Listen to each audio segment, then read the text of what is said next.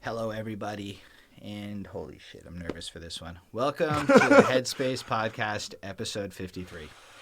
If you don't care about anything we're about to say, skip ahead to when the review actually starts. But before we talk about anything, my name's HSR, this is Chris Chrome, and we're going to talk about our grind to 1,000 subscribers contest. Yes, we're missing Prophetry. He's not here. Oh, yeah, he's in North Carolina visiting some fam, so shout out and love. So, what up? All that shit. He really wanted to be here. He wanted us to push this review, and I was like, yeah, we kind of need to do it tonight.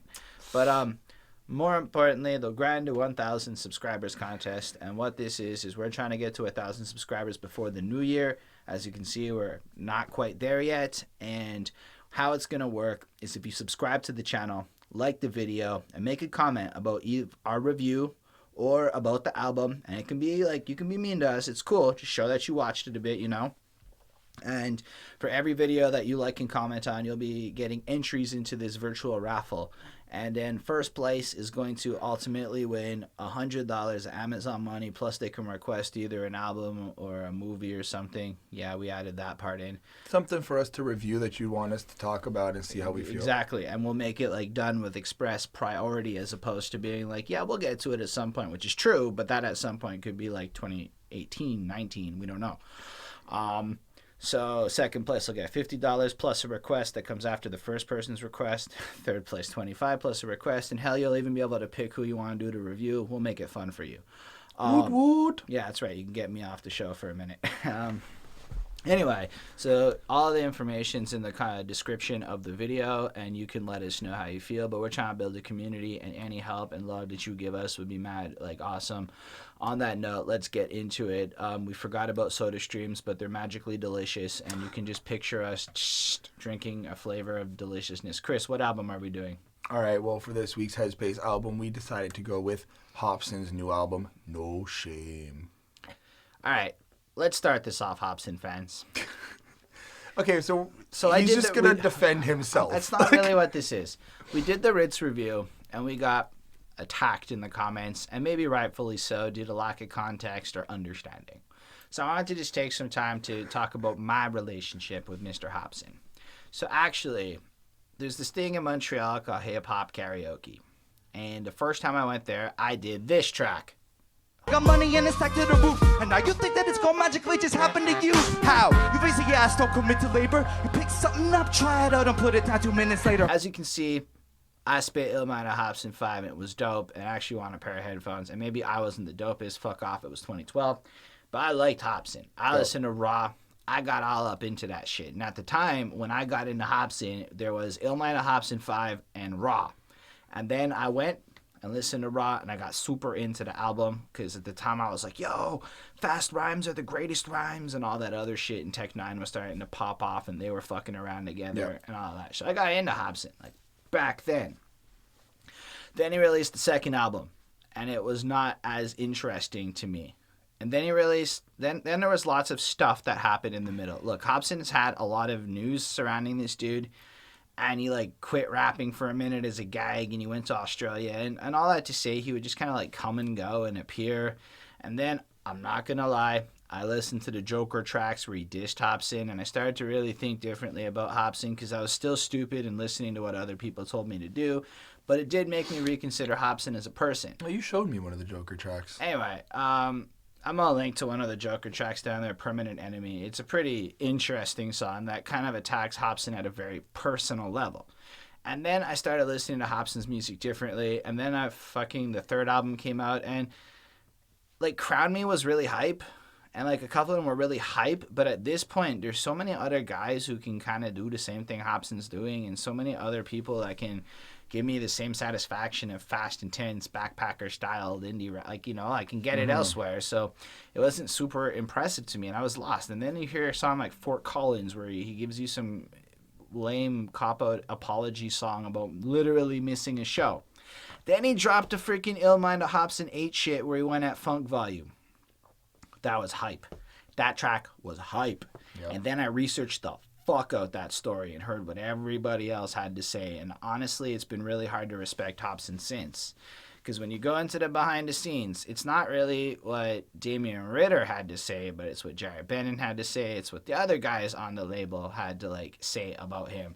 They just made him sound like Hopsin never wanted to put in the work to accomplish the dreams. Not that he wasn't in the studio all the time, but that shit like meet and greets and interviews and all of that crap. The other side of it that the label had to deal with, Hopsin wasn't down. And that is, look, y'all can research it and come to your own opinions on it. But for me, I've got like 5 or 6 years now of thinking about Hopsin, having this weird place of admiring and respecting him as the greatest Eminem clone ever to come out. Let's be real. He even admits it on this album. He was inspired by Eminem. But he was the best Eminem clone I've ever seen since Eminem in the sense of what he was doing. And I admire Hopsin's talent. I think Hopsin is one of the most talented individuals in the world. And at a track-by-track level, Hopsin can deliver fucking amazing experiences. But then when you look at him at an album level, and on this album we'll get into it, and this is where all the Hopsin fans, look, already half of you are probably disliking me and shit, and that's cool, and you can leave your comments. What I'm trying to say is, I have listened to a lot of Hopsin's music, and my opinions on this album are coming from a place of actual research for once, maybe not immediate research for this album, but like I've liked and considered myself on and off a Hopsin fan for years. I have long debates with my buddy Nuclear Convoy about the value of Hopsin's music, and honestly, like, Hopsin I dislike for a lot of reasons, but none of it is because he's a bad, like, not one point of disliking Hopsin comes from his ability as a rapper. So I just want to make that clear before we get into it and establish where I'm at with Hopsin, so that you guys who are like super fans, you can dislike it and you can hate on it all you want. You can have it, but just keep in mind, this is my opinions and my own complicated relationship with Mr. Marcus, because I actually have a weird feelings towards Hopsin. I feel like we'll get into it. We will over the album. I don't know. You want to tell them how you know Hopsin? So I didn't really know Hopsin when he started popping out with Raw. I caught him on the Tech Nine song, Am I a Psycho? And then I stumbled upon him with Mind of Hopsin 4. Somebody showed me that.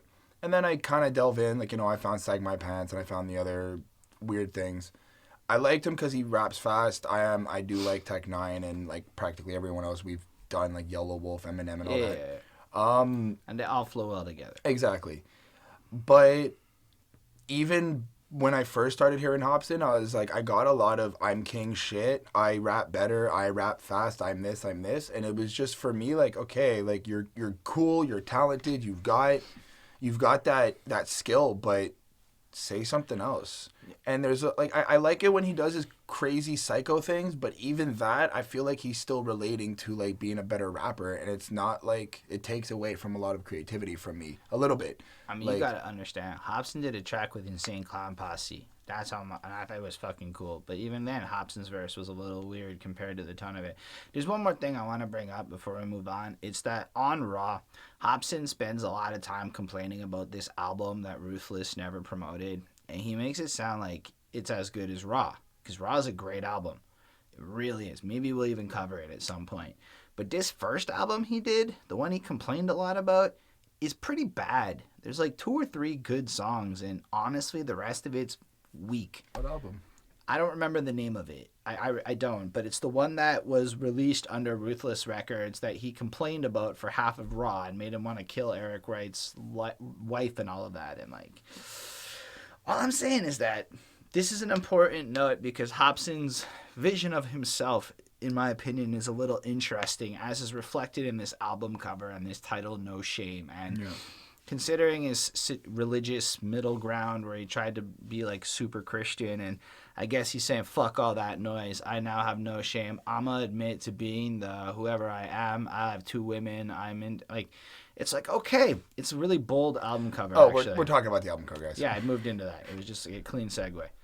And yeah, it's bold, and he's just sitting there, and he's like throwing away all of like everything, and like, I'm starting anew as an asshole. Is well, what I mean, there's got to be cover. some like, I mean, he's kind of representing a statue with the, because he's sitting on a boulder, but I feel like from here, I feel like I think there's like a cloth that's kind of covering his legs, so it's like it kind of fuses with the boulder, so he's like part statue, I would get. I want to mention the snake around his neck. I don't really have a reason why, like a direct answer, but I do feel like that's very symbolic to like temptation and shit. Okay. I wasn't like in the Bible, it's the snake that does the temptation, and he definitely has Christian symbolism. Mm-hmm. But then he's got 2 naked women on either side, like one on either side of him. And well, I mean, hold on. If like going back to understanding, I mean, after the album, we'll understand this, but there is a lot of like relationship issues that's going on with him. Yeah, but it's like this is the opposite of the Hopsin. Like I got to know there was at no time like in Hopsin's career where like it would make sense for him, in my opinion, to have 2 naked women on his album cover, except for the fact that he's no longer got shame, as is by the title, and he's putting it out there. Finally, this is the real me. That's the feeling I get from this as like a Hopsin fan who listened to him be like, I'm not going to be like other rappers forever. And it just feels like in all of that, it's so Kanye West like, which is what I'm thinking now as I look at it, which is weird because if you think about Hop is Back, he basically trashes Kanye West like he's way better. Mm-hmm. And then he releases this basically like, I'm picturing like the Monster, not the Monster video, the Power video that Kanye West did where he's coming out like a godlike figure with like, something like that, which is just a connection I made live while we're talking. Mm-hmm. I don't know. You want to jump in? Let's do it, man. Let's start at Hotel in Sydney. Okay. I said, you know what? Forget it. It's all good. Never mind. Shit was making my blood pressure. Right, so first and foremost, one hell of an album opener. Yes. I fucking dig this track. Yes. So let's just get it out there, because I feel like this story is kind of relevant to this album. So what I guess everyone would have known going into this album is that at a certain point, I believe it was in September, Hopsin had an altercation with the girl who was pregnant or not pregnant with, well, pregnant, but not necessarily with his kid, but he believes it's his kid. And he was accused of assault. He got banned from Australia. She had the kid.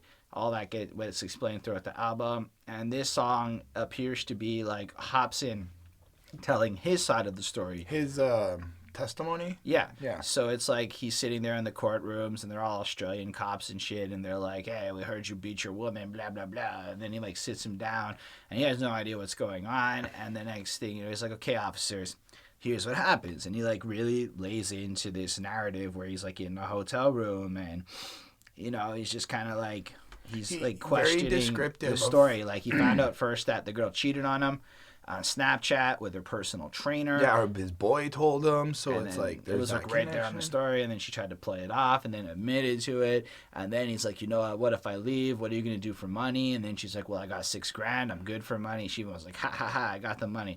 Now, first of all, Hopsin is an epic fucking storyteller, so the story and the narrative, you're right there with him, and it's pretty fucking cool. And you know what? I know that I like a lot of rhyming bars, but there's sometimes, and Hopsin delivers this very well, he doesn't rhyme a lot of the sentences, but the emotion and the emphasis on this track so far is like very just hard hitting that I don't really care if he rhymes. I get the impact that he's trying to make. Anyway, and then he wants you to get a paternity test, she refuses, and they argue, and then he has lines like, and then I said, you know what? Forget it. It's all good. Never mind. Shit was making my blood pressure high. I love her unconditionally, I can pretend I ain't never lie. For the moment, I guess I'll let it slide. Like, he admits he's got his own flaws, etc., etc. And then he, like, kind of finds out about the money thing after that. And then he finds out she's working at the strip club and blah, blah, blah. But then he's like, officer, I know you ain't gonna sympathize. I don't approve of any man putting hands on his girlfriend or wife, especially when she's pregnant with his kid inside. Honestly, I feel like I wasn't in the wrong, but still, I wasn't in the right. Ask her. She ain't got no bruises on her. And I'm like, fuck off, Hopsin. Like, at this exact moment, I had a lot of ethical issues with this problem. Okay. Like, and this is why the song doesn't get a 5. It's because on so many of these songs, I have ethical issues with Hopsin. It's like, dude, if the girl's pregnant with your kid and she was tricking and you got a kid, it's your seed and shit. From my perspective, you put hands on her and you're admitting you did this. You're admitting that you threw her down, is how he describes the action. It's pretty like, and you whipped her purse across the room. Like, come on, dude. Like, you're a 32-year-old man. I would personally find that to be unacceptable behavior for a person in their 30s.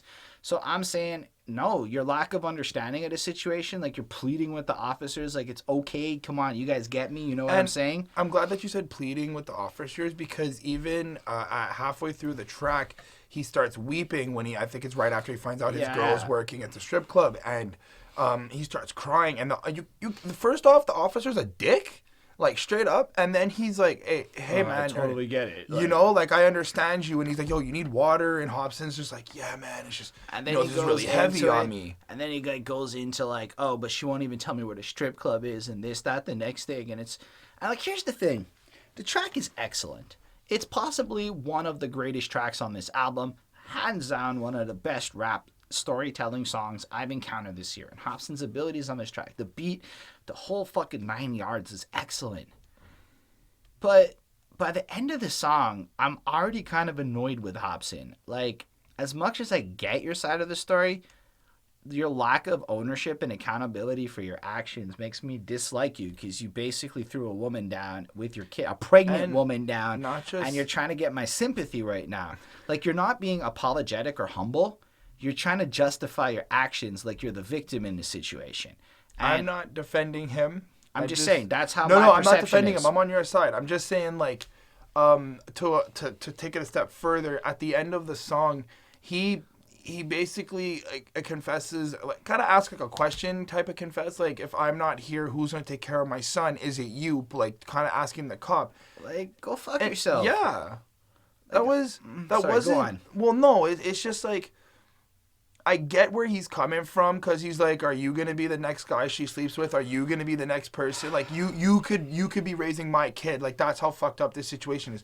But at the same time, I'm kind of just there like, why are you putting it on him? Yeah, and on top of that, it's like, look, did you take the pregnant lady and whip her shit across the room, throw her down, yell at her, and be like, bitch, we're not having the like, this is his words from this song, like, bitch, we're not done with the conversation. Like, basically, the guy hasn't paid attention to the news in here. Hold on. Do you really want to take this as a confession? I'm gonna say that I'm just quoting the man on how he tried to capture my sympathy and how it backfired and ended up making me feel like, right. look, I gave this track a 4.75. I just need you to answer this though. Defend the song Kim then. Because if the way I'm here, hold on. The way I'm hearing this is you would initially, if you were a judge, and this is how I see it, if you were a judge, you would take this song as his confession. Well then, if I was a judge, I would take Eminem's Kim as a confession. He's guilty in Kim. Hopsin believes he's innocent in this song. Eminem is not trying to get my sympathy. He's expressing a pain and angst. And he's not trying to get you to feel anything other than trying to sell the emotion. And if you like it, you like it. You hate it, you hate it. He's not trying to say, like, I'm a good guy. It's a man snapping and the mind. Hopsin is taking the time to set the record straight on this song. This is a real thing, not a fictional fantasy. So this is more like a plead. Yeah, this is like I said, this is the testimony. This is like the equivalent of like a Fort Collins. And Fort Collins was barely an apology. It was more of an explanation. And this is, again, an explanation. But this is specifically with, like, this is going to be a long review. I got shit to say on many songs. So if you're not interested and you already don't like it, you may as well click out, because it's going to be a lot of this. I'm going to shit on ethically what I don't like about Hopsin while saying the track's amazing and giving it a 4.75. The beat is excellently produced. I gave it a 4. I think it's one of the strongest album openers. And the more we've talked about it, the more I've had to talk about this album, the less I'm actually enjoying the experience, because I have these problems with the ethics of Hopsin. It's like, look, I don't want this guy to be my hero. I feel like he's 2 years older than me, and he's making men look bad in an era where, like, most people are starting to get a little more woke. Hopsin's almost pulling the wool over his eyes even further with no shame, and that's a sad start to me. Anyway. You know what? It's okay. It'll all be discussed right here on Behind That Suit. Headspace Podcast. All the grinding I put into this, all my fans are feeling intimate. This shit isn't a coincidence. Treated this game like a glory. Okay, let's talk about right here. So this track was an interesting one for me. So in the corner, it'll pop up. We did the Ritz review. And on the Ritz review, one of the main criticisms was that we had not researched his life, his career, his album, etc. We didn't really understand his struggle. And the nature of the album was super personal. per se, and without that context, a lot of the nuances of why the album was great went like way over our heads, according to the comment section, and etc. Now, personally, I defended this by saying, if I gotta research all this shit, your album's not that hype, and I stand by that. Like, if I really have to look up your hold on. What he means is we already recorded this bit, and then I realized we weren't recording, so this whole segment is kind of a re-record. But basically, what I did say is So if you take something like the Eminem Show, where the whole album is kind of contained in a package where it gives you enough historical content and back and forth and stuff, where for the most part you don't really need to know much to understand why the album's brilliant, to understand why the album, like, it's got a 3-part fucking trilogy to explain the whole court case thing in a really brilliant way and stuff like that. Like, to me, it's the example of what you should try to do to avoid having to have a guy who might not have the time to look up your life story listen to your album and appreciate it. Now, in the case of Right Here by Hopsin, I actually understood all those Ritz fans, because this song kind of addresses, like, so it's got this chorus that to me is super generic and kind of boring, and it's R&B-ish and whatever. But and it's weird because he did and Holden was telling me earlier that he was shitting on Raw. He was shitting on R&B people. Well, he was just kind of shitting on anything pop at the time. Okay. And he was not pop. So to me, making what sounds to me like a pop chorus is a little lame for Hopsin, but it's ironic. That's how he gets away with it. But oddly enough, I do like how he does it. Like, I like how he presented it. His voice was a little different. It's not that, like, he has this monotone type of, like, psycho voice that he uses, I would find. But it's the chorus. It's not there. That he's more singy. No, I know, but, like, the average voice that he uses is, like, this monotone voice, and I like how he changed it for this chorus. Like, it was like, okay, that's cool. And then, one thing to point out that we forgot is Hopsin produced all the beats, and I want to give him great props to the production. Yeah. I think it's actually stellar. This song I like a little less because of what it's trying to be, and it's not as fun. But anyway, then we get to the crazy verses, and he goes like ham on those verses. He's kind of telling us his life story a little bit, going through some of the tribulations he's had to deal with. And then he's got lines like, all my fans are feeling intimate. The shit isn't a coincidence. Treated this game like a glory hole. All they did was stick my dick in it. And my note to that was, yeah, that's true. Hopsin's never really cared, it seems, a lot. He just kind of does a lot of weird shit and just kind of acts like whatever. And he'll take shots at anybody, and he'll, as he put it, he sticks his dick in shit, and he doesn't care about the consequences or how people perceive him. So that was really true, and I feel like Hopsin's kind of acknowledging a lot of this shit. He even acknowledges how Eminem is a huge inspiration to him, right? Considering how Eminem-esque his flow has been. So as a guy who's followed his career, listening to this song, I appreciate all of the nuances that actually make it pretty brilliant, understanding his history, right? But at the same time, not knowing his history, I feel like you might feel like this song's a little generic and a lot of this might get lost on you. And to me, that kind of takes away whatever. I found the song as a 4.25. It's still good. I'm still enjoying the album at this point, believe it or not. I didn't actually dislike the first song as much as I did till we started talking about it here. But this second one, I'm still feeling it. Even now, I like it. It's okay. It's like Hopsin saying, this is who I am these days. I'm from this hood. I'm okay. This is what I'm about. Like, I love lines like, take the, like, I'm a pass on the pussy, take that. Like, all right, that's kind of Hopsin-esque, even though his album cover says almost differently. Anyway, and then he has other songs that say almost differently. Anyway, so I'm going to give this track that 4.25, and you can talk. So, like I said, I like how he changes his voice for the chorus. And just to go off on what you said, I don't really know a lot about Hopsin's history, and I don't really know a lot about like what he's been through. But like I said, I did hear certain songs, and to me, this kind of felt very generic and very just, oh, this is Hopsin like everything else. He's a better rapper. He's been doing this forever. He, like, now yes, he touches upon some of the things that are going on, but I'm just like, this is something I've heard before, and coming and playing this after a song that basically depicts how you're blaming your ex-girlfriend on everything that's going on. I'm kind of just like, so you started off by blaming your ex, and now you're talking about how, like, a beast you are in a very hip-hop melody type way, R&B melody type way. I was like, all right. It gets weirder on this album. You get points for being creative. You get points for being diverse in how you can do stuff, but 3.5 on the entire track just because this is nothing different. Anyway. like message and lyric wise. Yeah. It's all just twisted, man. Twisted indeed. Used to my trifling ways when enemies got a price to pay. I don't really fit in with none of you niggas. When I'm near you, I feel like I'm at a... I feel like Hopsin was a little bit telling me to go fuck myself. Yeah, Parts of this song. it's okay. So this is the same song from before, but now just faster and harder. I don't agree. It's like, it's his like fuck what you think song. I'm at the prime of my life kind of shit. And there's parts like, y'all like, what hop is this? I'm not here for peace. I'm not here for love. Bitch, I want the opposite. So fuck all the compliments. Fuck being positive. But then it's like, here's where I'm like, yo, but dude, you spent like the last 5 or 6 years whining about how you're this lonely outcast that nobody likes and you're twisted and you can't fit in and shit. I mean, so I was like, because in my head, right, this is an album. So with this album, Hopsin's supposed to be giving me an experience with some level of congruency to it. And in Hotel in Sydney, you're like, bro, you got banned from a fucking country for your actions. And here you're just like, I'm gonna be negative and shit. And I'm like, you're 32 years old, man. Like, that's where my problem with Hopsin's is coming in. So, okay, the track is sick. The beat's pretty hype.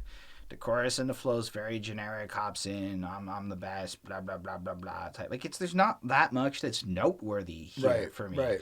I feel like, yes, his flow's good, but we know that. It's Hopsin. He has a good flow. Yes, the beat's good. Every beat's pretty much good.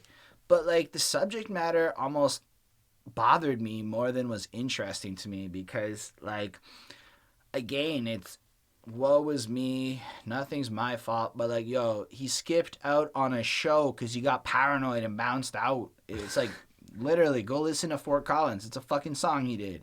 Anyway, I'm just like, it's hard to feel bad for Hopsin when he's not saying, I fucked up, I'm gonna do better, and he's instead saying shit like, I don't have to change, fuck being positive. I'm gonna just...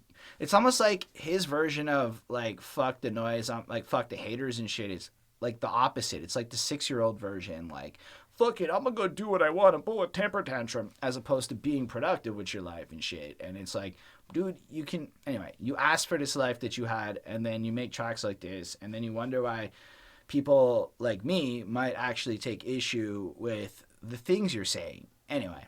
My 2 cents on this. Look, it's a 3.75. The song started bothering me more than I could enjoy it, and that's because I know a lot about Hopsin, I suppose, and I feel like he was attacking me for not agreeing with him on this track. It was the first time on this album I felt that, and I felt it again, but he attacked me. Like, if you don't agree with me, fuck you. Like, us versus them mentality. He's not an open-minded person, and I don't like that. Fair enough. He is very close-minded on this track.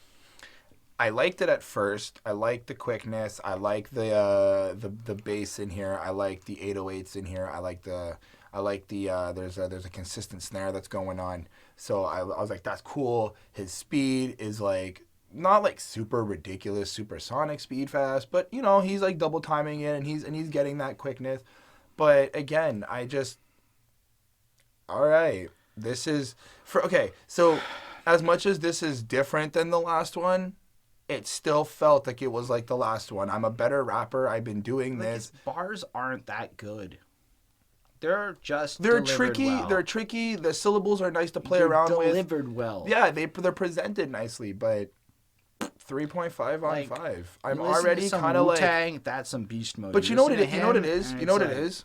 I'm kind of just here like, you started off making this. It felt like this was a concept album. And felt so personal. 3 tracks in, and you've already basically said on 2 that you're a better rapper than a lot of people. It's not just that. It's like we're 3 tracks in, and you're like, here's the story with my girl.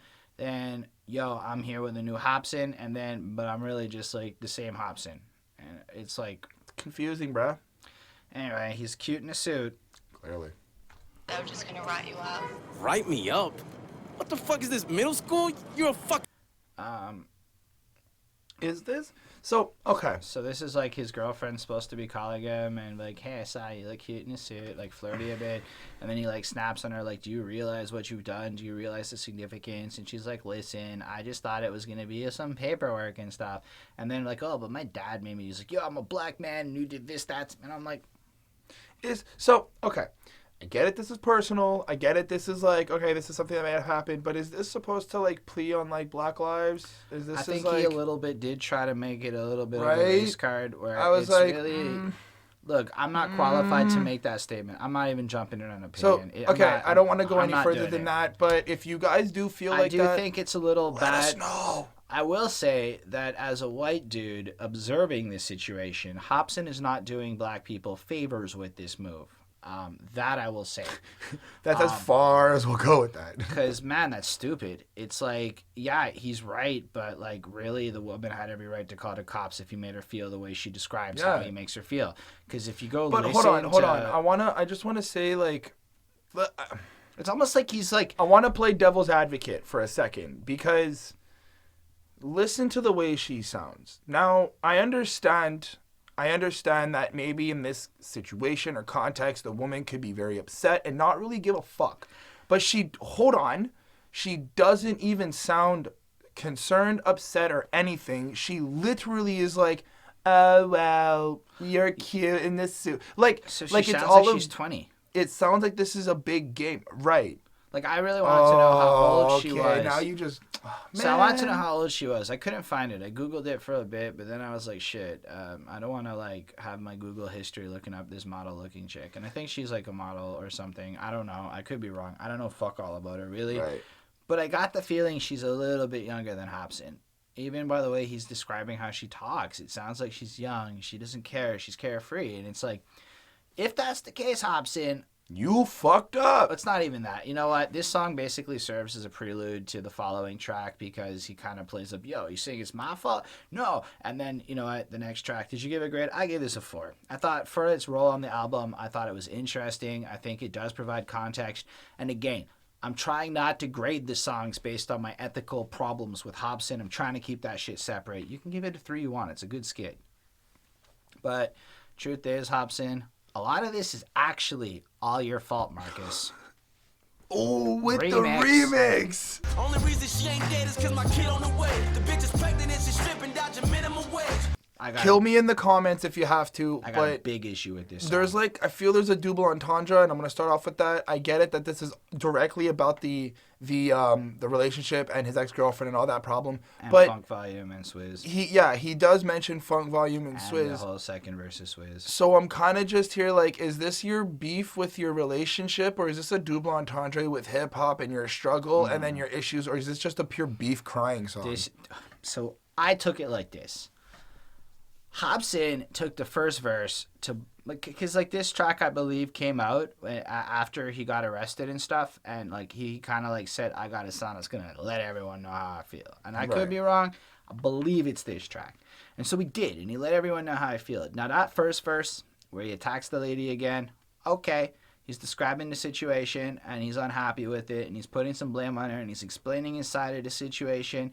And I'm actually really feeling the track at this point because that's his business. And it's, you know what, if she is pregnant and this happened, that's his business to be able to tell. Then I have a huge problem with the second verse of this song. So before we do that, I want to quote the start of the third verse of this song. Oh, here we go. Too many motherfuckers judge my life and make me out to be a monster like I love my strife. Too many motherfuckers pick at what the fuck I write. They hate to see me shine like they wish they could cut my life. Bro, all I want to see is you shine. But it's kind of like, yeah, I'm going to pick at your lines because I memorized your songs for so many years because I thought you was hype. But so, hold on. Hold on. So I'm going to fucking memorize your shit. Now, I know what the fuck you're talking about with Swizz over here, right? Because that's your second verse. And I got to say, that is the dirtiest, lowball, fucking greasy-ass, snitch-ass fucking verse I ever heard. Swizz is like this big.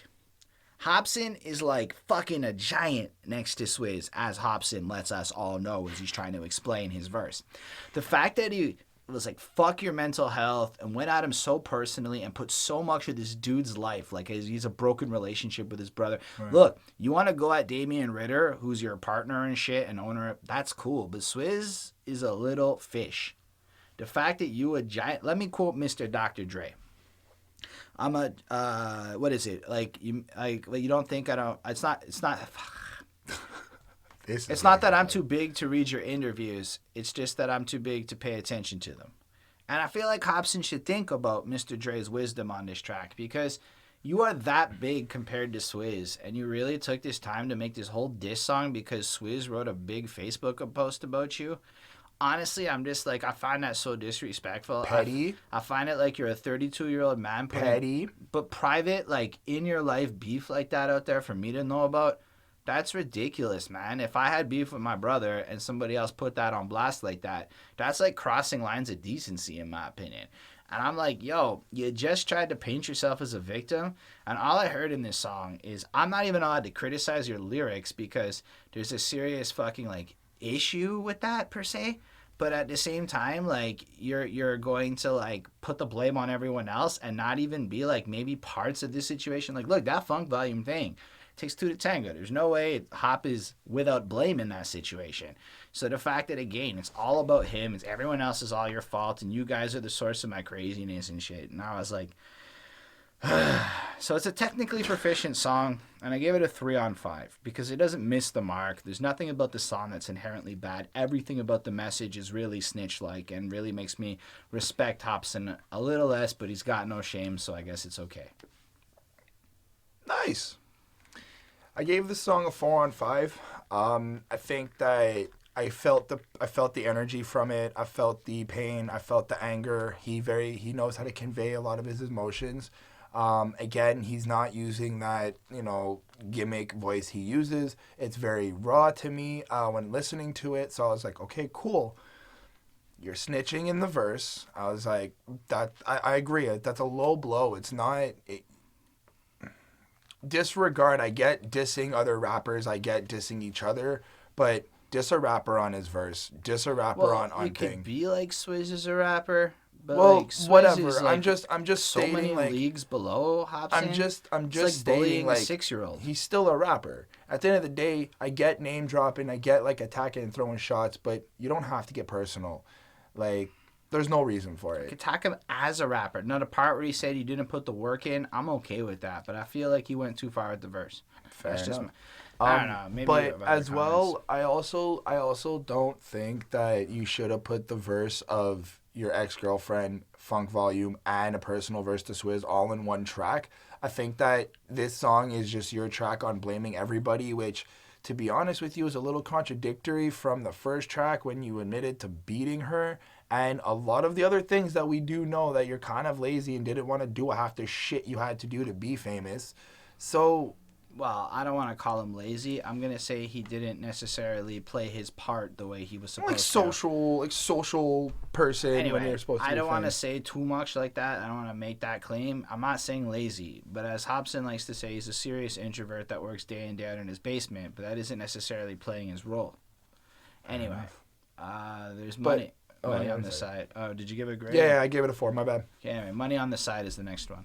Oh yes, got a long week ahead of her. When I call, she get dressed, she does. Her ditzy mind and her. I have a very big problem with this. At this point, just to cut you off, this is when I really got afraid to do the review. It was on this song. She's 19. I don't care about that part. I care about that. I care about She that. The 18, fact she that legal. I don't care. The fact that he's 32 or 30 fucking whatever, issue, man. and he's no, and Like, he's full on admitting to There are doing. parts about this song worth attacking. I think you're going at a very strange. Okay, fine. So you don't agree with that age gap in a relationship? No, I don't think that he should be influencing a 19-year-old to do whatever. Influencing is an interesting term. So I don't agree with that sentiment. That's fine. I would like you to defend that, please. Hold on. So there are problems with this song. First of all, we're track 6, right? Hotel in Sydney. He was so upset and whatever that he got cheated on. Like, he was so upset. And then this girl happens to have a boyfriend, and Hopsin doesn't care. She wants his money. That's why I don't care about it. She wants his money. It's not really influencing, and he's willing to pay for it. He establishes very clearly. Now, I want to say that even before that part, you listen to the intro. She sounds like whatever, and she comes up, and he's kind of like, he sounds like such an asshole, like, yo, I don't want anyone to see us doing this. I told you not to call me baby. Blah, blah. And he almost sounds like he wants to smack her or something for this. And she's like, yo, Marcus, like, fucking relax yourself for a minute, which is fair because, like, I'm like, I appreciate the fact that he's portraying himself in such a realistic light.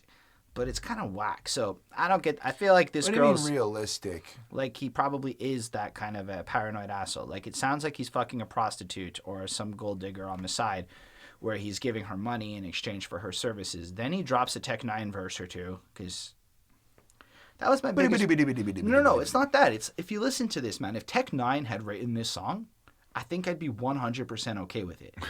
Because Tech 9 writes a lot of shit like this. This is the life he lives. Right. He's very open about it. He's very cool about it. On the same album, like when Tech 9 admitted to cheating, you felt his like remorse. You felt that he moved on and he's enjoying it now that he's single, but you felt the transitions and shit. On the same album, it's like you're getting this almost like, wow, so the girl cheated on you, so you said balls to the walls, I don't care anymore, and you're just gonna fuck the next girl who has a boyfriend. I mean, and okay, hold on. Addicted to your Again, dick. playing devil's advocate, who hasn't felt like that? In terms of relatability on that aspect, look, he has a point. He's hurt. He wants to get back at her. Fine, go cheat. You did it with a hooker. I mean, it's you know what? I'm not saying she's a hooker. I'm saying he makes her sound like that. Fine, and actually, fine. my problem is I have felt like that, and it was wrong. What do you mean? Felt like what, though? Like the fact that some woman hurt me means I can now disrespect and treat other women like shit. And that is basically what you're saying. Who hasn't? I have felt like that. I'm not saying it's a right emotion. I'm saying... I didn't, you know what, I'll admit to it. I didn't see it like that. I kind of just see it like, I guess it's because I'm still young, but I guess it's just... I saw it as revenge. Like, he was mad. But he's taking out his revenge almost on someone else. And the way he makes it sound like she's just whatever and he's going to fuck her. And I guess he's trying to make this hot song. Like, no music. I want to hear me make her yell, oh, she don't complain because she know the deal. Because I pay her well. I do. She struggle with cash and I stress a lot, so it's easy, bro. Bitch, you know damn well I need you and you'd need me, ho. Don't lie. And I'm like, are you fucking kidding me?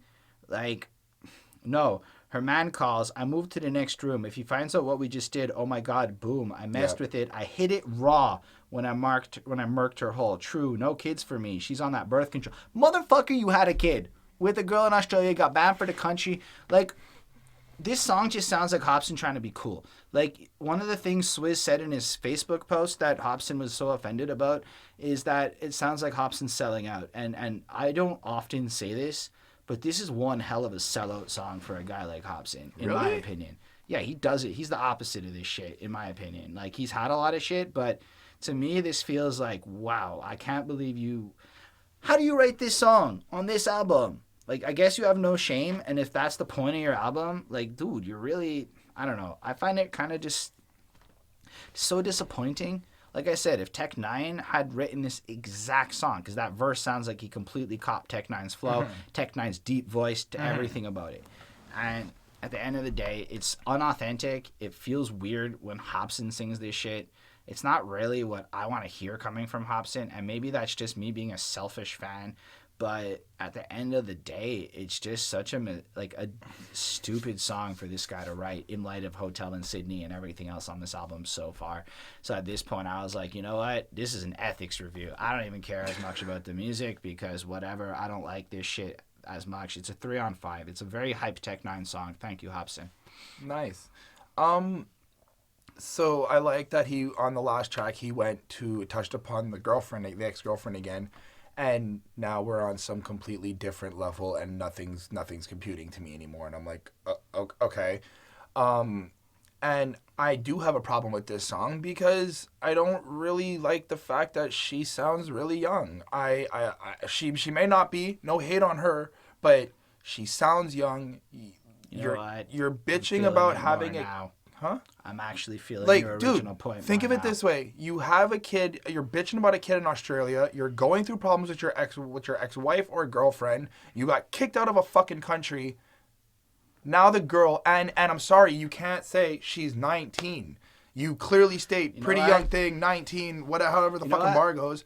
And I'm just like, this is where I agree with Holden though. You want fame, you want respect, you want happiness. You're fucking with a 19-year-old after everything else you've been through. Like, you don't want to get out of this loop. Is that the kind of girl Hopsin goes for? Is what it makes me think. It makes me wonder. Did you just have a kid with a 19-year-old is my question. Like, did you just go ahead and manipulate some person and then be shocked that she didn't take life as serious as your 32-year-old ass when you can't even take life serious? Like, that's the thing, is I hear a track like this, and I'm like, Hopsin didn't really, like, his response to it all is, I'ma just be a hoe. And I just want to say something. I think he's trying to avoid making some serious points right now. I think that like I said, we're already 6 tracks in, and there's nothing super solid about what's going on in the relationship. There's nothing super solid yet. Like, I'm tired. What do you mean by that? Well, I mean, look, like, I understand he touched upon the relationship back on It's All Your Fault, but that was one verse. There was nothing really. We've established that relationship's over. I feel like this is the new Hopsin. This is what he's doing now. It's like he had that experience where he got cheated on, and instead, you know what it is? I didn't women see to this cheat. as a connecting story. I didn't get that feel of. Usually, I get the feel of connecting, and you know what? It's funny because you did tell me, you're like, if you get the notion that this connects, no, it's because I it's think true. I said that on this album. I said that about Peep. But what I'm saying about this is I don't actually know if it connects. And what I'm saying is Hopsin puts it in a way where he's given me these 5 songs in one skit so far, and he's made her sound so heinous. And then this is his response. I just find it like, dude, you are not winning sympathy points. Anyway, I could go on about it, and I will on other songs. Look. I gave it a 3.5 on 5. I think the beat was good. I think that the verse was pretty dope. It's a good Tech 9 song. Tech 9-ish, right? I just need to make sure it was a Tech 9 song. It's not. But really, if I had the choice, I wouldn't do that. Good call. I'm the only MC in this whack genre. Bitch, don't look at me, I'm a spasm. Kids, don't get. Shall we return to another edition of Behind That Suit Gets a Lot of Dislikes featuring Hopsin? I wouldn't do that. So I just have to address something that Hopsin says very early on. I am king shit. Don't fuck with me. I really don't see... You cannot be hold on. better than me. It's not quite like that. I really don't see any areas in this shit I should improve at. Sir, I really, like, Gigs... I am king shit. Hold on. Gigs watched our album review and laughed at us. No. So. I don't. Okay, I just laughed I want to. It was probably really ridiculous. I and want to funny. just state for anybody who I don't care. It came back from the Gigs review to watch us. I appreciate it, but I don't think he's laughing at us. I think he's kind of laughing at our these ignorance. mans think that he cool. Why did you say these mans? Because I am talking about Gigs. So I hope Hopsin also watches this review. And he gets to this part, and he, like, gets this message. Call me. Like, we'll have a conversation, Hop. It was 6 whole analyses of ways you could improve. Here's how you can improve, man. Make an album with a consistent theme. You didn't. Don't make an album that's... There you go. There's a way to improve, Hopsin. Don't contradict yourself. There's another way you can improve, Hopsin. Anyway. There's only 2? I'm just done. Like, I was Hugh Heffin on the low when my girl found out. She was like, "You bastard! It's so obvious you never even loved me. You stupid, ugly motherfucker. Fuck you and her." I'm like, "Wait, you cheated? On who? What, dude? Why are you admitting to cheating on this album? You're really not helping your case, man." Wait. Who do you think he cheated on? I don't care anymore. It's the girl he got. Dude, that's the thing with me. It's Did he? Because I don't know that. Because it could have been a girl from like the last tour. I'm gonna have to do a spoiler. Just to get a point across. But later on this track, there's a song where he addresses his unborn on this album. There's a song that he addresses his unborn child. So once I got to that song, and I re-listened to this entire album, I kind of feel like, look, he's being honest in what he did. I think, yes, I agree. He may have moved on from his ex. He's dealing with stuff in America now, but same time, he's basically I think he's fucked up. How lame is it to take a Pokemon Go shot? A shot at Pokemon Go. He slept with the 19-year-old girl, and now he's sitting in his bed remembering and reminiscing about all the dumb shit he did, and then now he's like apologizing to his ex in some like spiritual form. Shit on this song. First of all, Pokemon Go, we are about to catch 1 billion Pokemon in a week. This is a promotion. How the fuck is it dead? Do you understand how big your eyes got? Like, I think Pokemon Go is active. I've still played the game every day since July of 2016. Like, we stopped talking about it publicly because y'all were assholes, but Pokemon Go is pretty fucking, has consistently been high level of regular they're going to blow out with some next and, thing. Frankly, the fact that they put out a catch 3 billion Pokemon in a week challenge and we're about to hit it, like, come on. The game. So that takes Hopsin's Pokemon Go reference to me, and I'm like, dude, you just sound like you're saying stuff to be cool. That was such a pandering line. It was so fucking lame to me. It was like, how are you... First of all, it's like a year later. Like, are you serious? That line would have been hot in like November of the previous year. You know, anyway. Yeah, fuck, it really like was like stupid. And then he has rape sentences, shake witnesses, I'm on the same minutes, vacate the day premises, my brain's missing. I date women for 8 minutes, then play them like Sega Genesis. I'm like, are you trying to sound cool? You just started the album off being like, the woman broke my heart and made me feel bad and exaggerate. How are you saying this shit? How are you still dropping rape lines in 2017? Hashtag Harvey Weinstein and shit. Like, pay fucking attention to what's going on. You're a role model, Hopsin. It bothers me when I hear this shit. You know what it is? I think he took the whole shady, slim, like Eminem type mentality too far. Because there is a point, where I can say that Eminem didn't give a fuck about being a role model, right? He was in his early 20s. Yes, and eventually Eminem grew up. Hopsin still kind of just be like, well, no, fuck it. I don't need to be a role model. But you like, do. But it's like you are. It's not that you do. It's that you are a role model. Inevitably, you are. Maybe some guy's going to disrespect a woman now because of Hopsin. He's going to be the reason. How would you feel? Like that's the kind of thing. Like the Hopsin I got into had this high ethical front. Like he was the king shit of the self-righteous moral high ground. I don't know. I mean, that is what he was. Yes, but I do remember hearing some songs where he did like, you know, beat this one or beat that one or did whatever. But I'm just like, that still could just be his creative anger coming out. Girls, like I wouldn't stop acting like you want a guy with traits like Romeo. Chick, that's a fucking lie. You always act like every man's fake, like Hopsin. And then moving on. He's one of the fake guys. That's what you've become, Hopsin. You are the fake guy. You're criticizing the girls for dating now. That's what I'm taking it from this shit. Because, like, look, this track is supposed to be about how he's a hype rapper. Why does he throw bars like that in? That's just, like, you're right. Like, he's trying to have the shock value of Eminem without the social awareness of the impact of his actions. And then he complains when people put his lyrics under a microscope. Huh?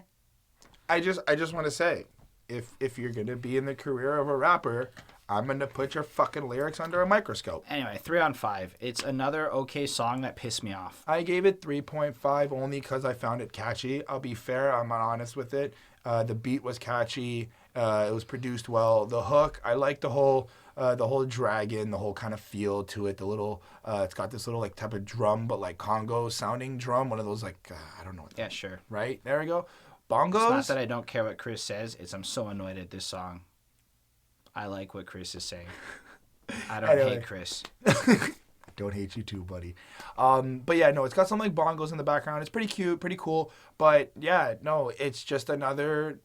So I'm not allowed to fuck with you. I'm not allowed to judge you on stuff that you want me to listen to and judge. But you're supposed to feel bad for him when he asks you for it. But I'm not allowed to judge and give my opinion on your experiences and your life that you so happily portray to me on your album. This 32-year-old man is expecting this 23-year-old kid to have all the sympathy in the world for him. But I'm not allowed to give my opinion or judge on what you say? No, Hopsin is the fucking black sheep. We wanted to run up on campus with 2 gats and just let loose. Put some niggas in. So if you just by accident happen to click ahead to Black Sheep, I fucking love this song and it's not a reflection of my previous feelings. Because I like this song. This song is honest as fuck. Yep. And it's not heavy. It's not aggressive. He's more... And Eric Tucker is there. Yeah, Eric Tucker's there and he's got a very nice voice. But I find that Hopsin himself... he just sounds... He sounds like he's grungy but broken, but like... Hold on. Just listen to these lyrics. And I act like I don't give a fuck, but I do give a fuck. And I'm trapped inside my mind. There ain't no loosening up. Maybe I'm thinking too much and I'm caught in my feelings. Are the odds of me being accepted 1 in a million? And I'm like, that might be the first, like, truthfully, like, honest sentiment the guys put forth on this album. And it's over. Well, no, we're not. We're about the halfway mark of the album. And it's now that Hopsin got real with us. Those verses go through. And thematically, he addresses a lot of the same subject matter, actually.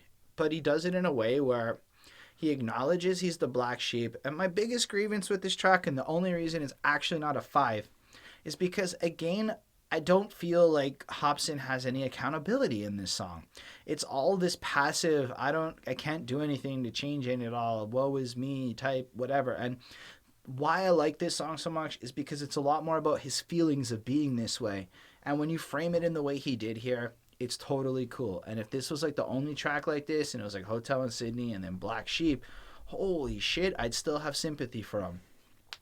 And we haven't even gotten to the worst track on the album yet. And there's so many, like, and you know what that song, you know what I'm talking about. I'm pretty sure at this point, you know what I'm talking about. And that shit got released before the album came out. So you know that shit's coming. There's something else that got released way before the album came out, which I don't, well, we'll get to that when I get there. So, like, I'm looking at, like, this song, like, it's about time you got to something that was pretty good. Like, this honest Marcus having a conversation, being a growing up, dealing with some, like, acknowledgments of a little bit of ownership. Musically, it's really solid. It is calmer, less aggressive, less like I'm king shit, even though it's a little bit. And I appreciated this one a lot. This I can tolerate. If the whole album previously had this kind of humility applied along with it all, and not that false bravado he's now admitting to having. So, like, on the one hand, I get it. He's, like, admitting to being this person on the album, but you still are going to make money off of this and profit off of being an asshole, so it's hard to like you or sympathize with you. Still, 4.5. I'm really pleased with this one, and I would highly recommend it. Fair enough. I gave this also a 4.5 on 5. I think that he, again, the honesty and the purity in his voice is really there. He sounds like he's kind of, like, drenched in a lot, like you know that moment where you feel drenched in a lot of stress and just a lot of weight, like you just feel very heavy and you're kind of down on your knees. I can get that sense from him here. I mean, I grew up being the black sheep for a lot of reasons, so it's very relatable to it. Although I have to say, I kind of hate the fact that this is song 8 and not song 4 or song 6 or something that's a little earlier, because now it's like I've gone through a lot of hypocritical, and I'm going to say bullshit, to come to something really real, and we've started at something really real. It's like the meat in the middle right now is just a little bit of, you had nothing much to say, but you needed an album. See, I feel like, just to touch on that, Hopsin's more concerned about being dope than he is about being authentic. And to be real, if you really want to be dope, you got to be authentic. And anyway, and we'll get into that, I guess. I guess we've gotten into that a lot, but keep in mind, I know we're not talking as much about the music like we normally would, but it's hard. I respect what Hopsin can create, but I don't want to support him on the songs where he doesn't deserve the support. So Black Sheep is good.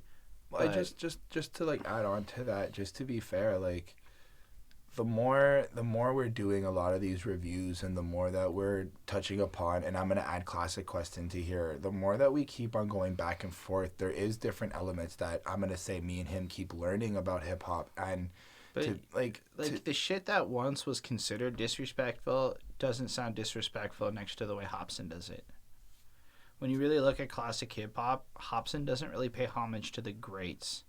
He tries to be talented, is how I feel like. This guy and wants to be accepted by greats, is what I get. But without really doing the homework to understand how to make a great album, as we're seeing. Like, when you have this many holes in your album, I mean, I'm not going to do it, but I bet you'd get a shit ton of views right now for making a Hopsin diss track just tearing this album apart. Like, you'd probably get 1 million fucking views, and good luck trying to defend it, Hopsin. Like, you don't have anything to say. Has he made a song with M yet? No. Well, then if he's so great, why hasn't Eminem made a song? Why would he? Anyway, Hopsin, as he said, I must be on something. When I'm back at home and I'm at his own, cause I've been known to speak in a savage tone and a slap a hoe. So, great beat, another Eminem song from Hopsin in terms of, this is basically Am I a Psycho part something, because Hopsin was in those songs. I don't remember if we even put them out. Is that kind of a feel? I mean, listen, do I even have a soul? My thoughts are so unimaginable. My brain just hasn't grown since I climbed through my mama's vaginal. And I've been asked to go to a shrink. It ain't gonna happen, bro. To which I said, why? Dude, like, clearly you're off. Like, you know what? And later on in the album, he's like, yeah, it might be crazy. You might have come to that same conclusion. I'm like, yeah, mental health isn't a joke, dude. If you're fucked up, go get help, because this pity party you're pulling, like, it's not going to make you money long run. Like, Hopsin's going to destroy his reputation if he continues behaving like this. Imagine, the next time he kills a girl? Like, how do you know that's not going to happen? He's taking no accountability from the situation. And you know what? He basically takes this song and is like, I'm so fucked up and blah, blah, blah. I must be on something. And then he says shit like, hold on. I guess it's because I've been treating people foul, making songs about him, talking shit and freaking out. This is how I handle all solutions. There's no false illusions.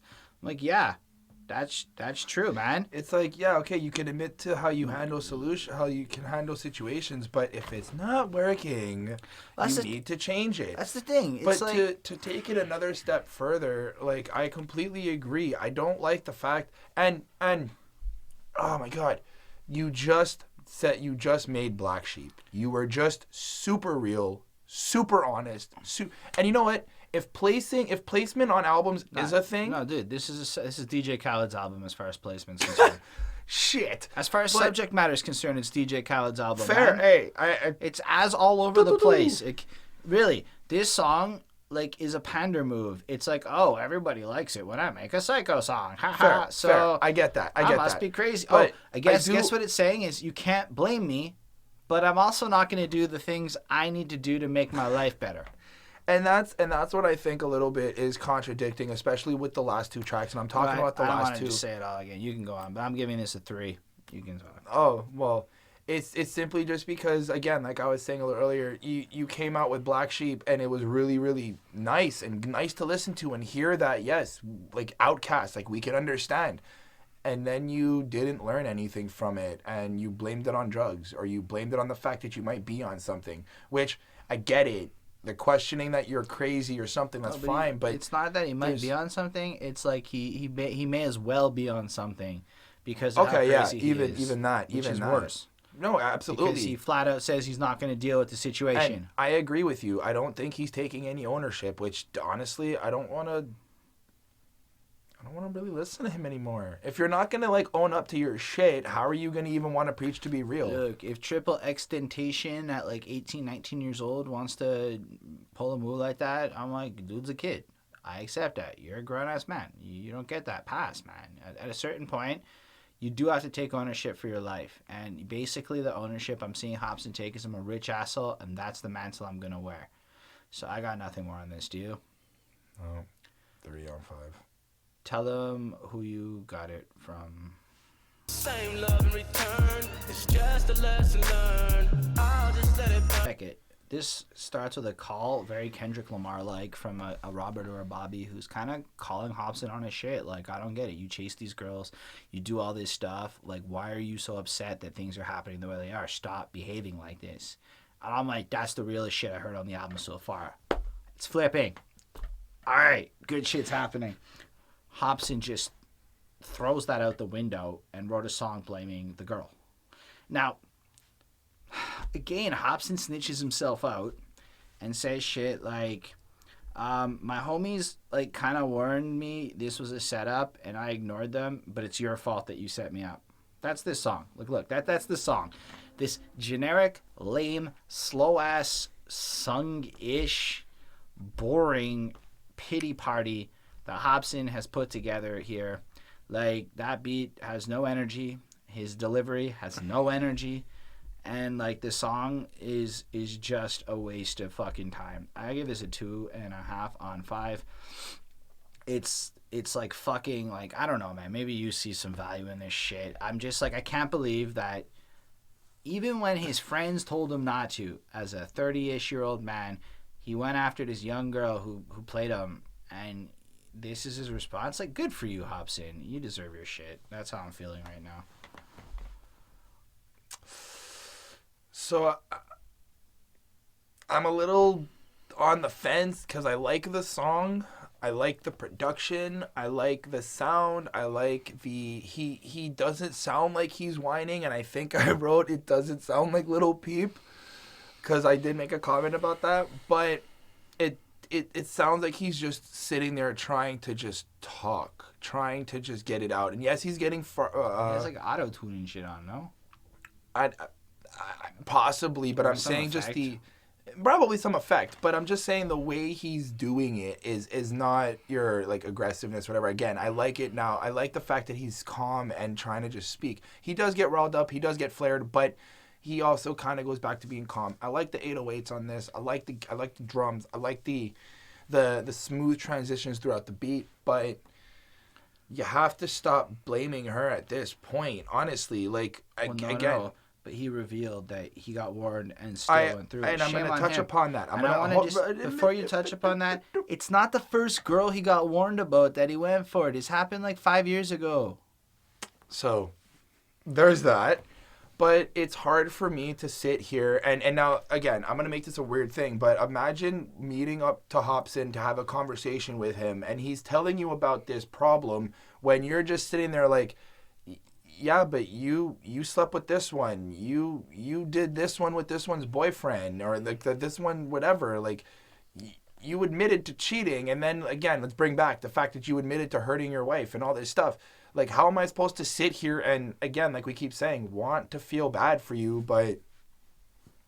Yep. That's it. I look, I'm sorry, guys, if you're this far and you hear and you think that we've been very repetitive, unfortunately, there's not really much to say. No, there's a lot to say. I'm not going to lie. This is my worst review as far as reviewing the albums goes. I have a lot of problems with how Hopsin has presented himself on this album, and I want to bring attention to it, in my opinion. I don't think the songs are good enough to justify the ego. And it's like, look, I was excited for this album ahead of time. I was kind of hoping Hopsin would be better, and he wasn't. Hey, tweet me and let me know what you guys think of Hopsin, and let's start a little conversation, and I'll bring it up next. Or just do it in the comments below. But tweet him, and he'll read your tweet on thing, whatever. But in the comments works too. Look, you guys like Hopsin, and you guys like this, and you can defend it. I'm really open to your opinions and whatnot. It's just I feel almost betrayed as a person by Hopsin on this album. What did you give it? I give this a 2.5. It was the worst song on the album in a big way. I like the cleverness of the tell him who you got it from, as in the pain he caused in her life. Like, stop whining, woman. You can go tell him what you want. Like, that was a whole other side to this song, but I feel like I'm just so negative. Like, I'm actually, like, annoyed talking about Hopsin because he's annoyed me so much. Don't feel like it's Chris or anything. It's Hopsin who put me in this mood. And I didn't know I was going to feel like this until track 6, and then it got worse. Well, I gave this a 3.5 on 5, but I think Holden needs to go Purge now. Yo, fuck it. Hopsin needs to be a victim of the Purge. Lil Pump, I got you. I done built it up. You wishing you was on the field with us. I'm the ill nigga, no deal. Look at me, grill niggas fucking with me, then I will. So Chris I'm just gonna... No. I want to start this. Okay. Because Chris and I were sitting here before, and I was trying to make a point, like I like to do, because I'm arrogant, as you guys are going to call me. But we love you for that. It's okay. It's totally fine. They all love it when you make fun of me. All of them enjoy it when you make fun I'll of me. sit here, like right here, for like 5 minutes and just die. Yes, you will. But I put on Crown Me, and the beat comes in, and as the song's about to start, I just go, "I'm breaking through the door," and it fit flawlessly. He looks at me and goes, "I should not be able to do that so perfectly." And why? It's because he wrote a lyric here. Of course he did. I'm still a beast whose enemies finna be off the chain with a brand new delivery. No, it's not. It's exactly the Crown Me delivery. And then there's other deliveries that you've had on other albums that are basically this again. It's your I'm gonna go really fast and hard delivery. I mean, Witch Doctor, as we haven't got there, it's kind of this same, whatever. Fine. You could be like, well, that's on this album. No, but fuck it, man. Crown Me, you put it on and listen to it next to the Purge, and his like boasting like this is some new shit. It's not. But that's what Crown Me was about. He's purging the fucking industry. And then... Okay, so I'm just going to say straight, I gave this song a 4 on 5 only because it's... I give it a 4-2. Don't even play. It's hype. Okay, good. Because it is hype. It's a banger. It's a nice track. He goes with his quick thing. It's his psychotic thing. He's doing it. The music video is actually pretty dope. It's pretty okay. Purgy. It's anarchy. I don't nice. appreciate the fact where he went after Lil Pump. Right? Because Lil Pump might make music you don't appreciate. But it is not very becoming of Hopsin to include this kid who's making this other genre of music. Like it's like Hopsin bullies little players instead of taking on titans. And that's why I don't respect him as a battle rapper. You never see him take on a guy who can beat him. That's what a real rapper is. He takes shots at real people. I'll give you that. Anyway, that is true. I do like this line. Hold on, there's a line I liked. Okay. Don't care what caught you in. I'm AWOL like I'm D. Trump's new plan. Get it? Yeah. I'm be giving you some mo action, mo thrashing, old-fashioned hoe slapping. Already, I just lost it. Like, come on, why? Nobody wants old-fashioned hoe slapping. We don't want that shit no more. You know what's weird? Okay. You know what's weird? I'm just gonna call him out on this. But I watched an interview of Hopsin. It's like an 11-minute interview on Hard Knocks, and he's basically explaining the album or explaining his like deep theory about what was going on with his kid and everything like that.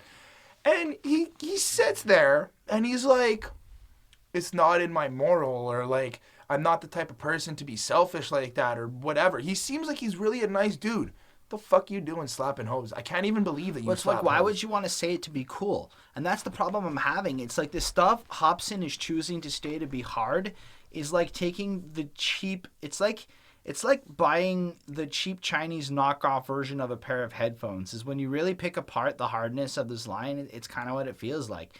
It's hype. So I just want to say that quality. And I just want to state that the only reason why this song's hype is because he's quick. And the beat is dope. The beat is dope, and I'm good not gonna production. lie. Bitch, I'm bragging through. Yeah, but come on, like that's not like a Hopsin thing. That's pretty much any ego rapper hype up kind of took it from other people thing. Pretty much. I mean, cool. 818. That's where he grew up. That's his street. Like, cool. But at the same time, I'm kind of just like, and this is to a lot of fast rappers.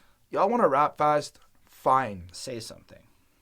Say something. Like, if we're gonna sit here and depict your and see, I'm not saying that Hopsin's not saying anything in general. I would say that. But he's no. I'm consistent. full on saying on this track he's not saying much. He's saying what he usually says on everything else. I'm king shit. I'm better. I'm gonna fuck you up because I'm this rapper. I can play syllables and blah blah blah blah blah.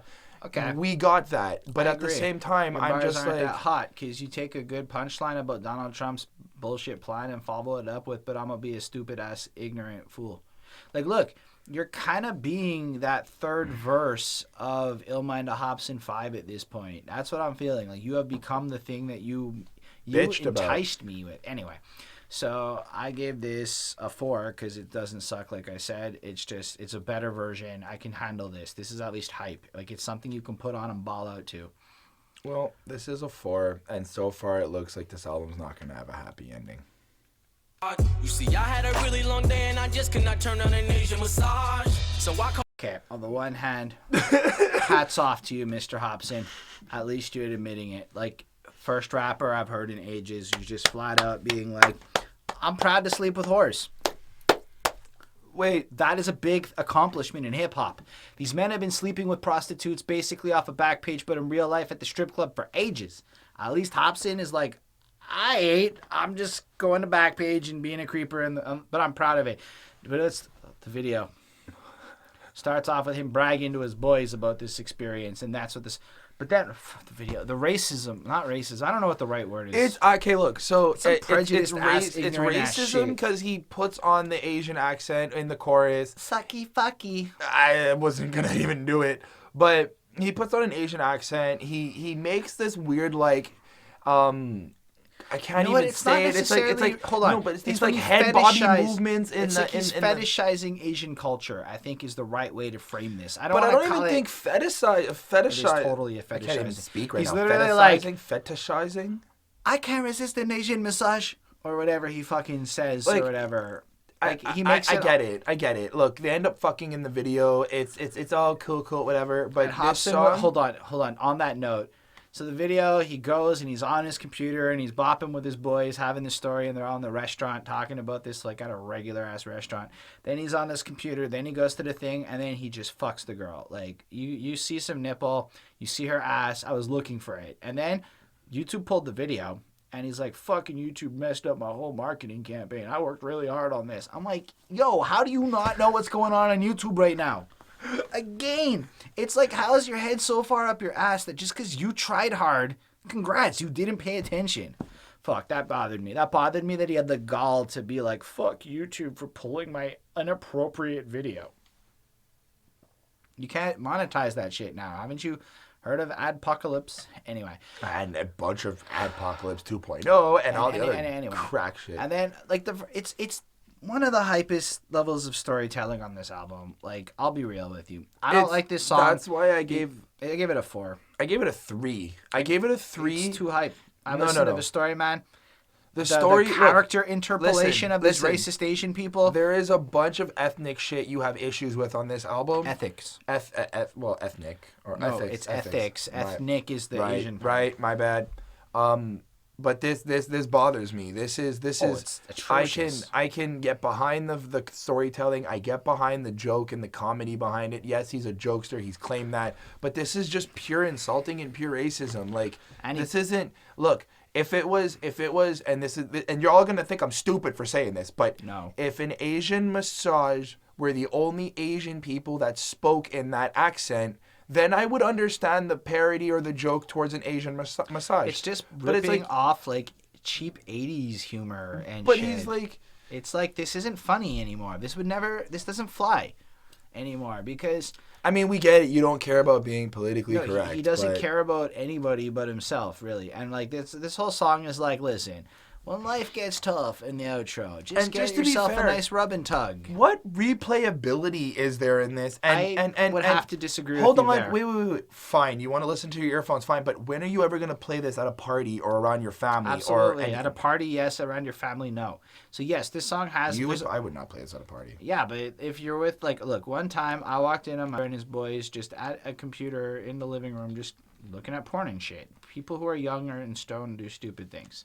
So, like, yeah, I could see how this might come on and everyone has a good laugh about it because it's got a hypeness to it. And as much as I hate it for all the reasons you hate it for, I've been bitching about this forever. Sid's been singing it to piss me off for like 2 weeks because this has been out for a minute.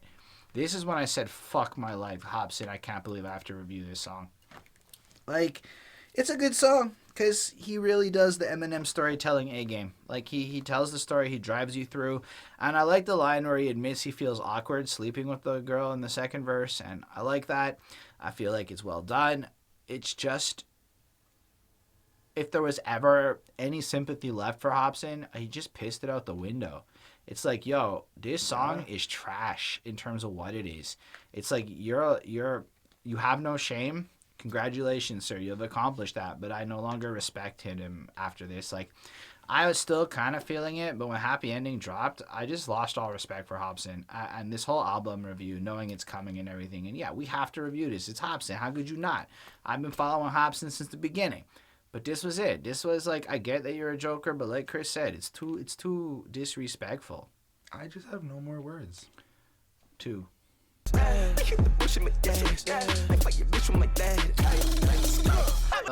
feel like he's a little bit taking shots at DJ Academics with the DJ voice, because I was just listening to Academics earlier on today, and I was like, he kind of sounds like that. Now, I don't know if it was just me piecing that together or if it was because academics will like go after a lot of these younger guys and bring them in and stuff like that. Let me catch up on Joe Budden's complex news and I'll tell you.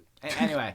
But I just got that sense that it was like one of those guys. And anyway, so hypes it up, and then it's a return of the No Words guy, and he drops another No Words song. No, he drops the identical No Words song. No, it's not.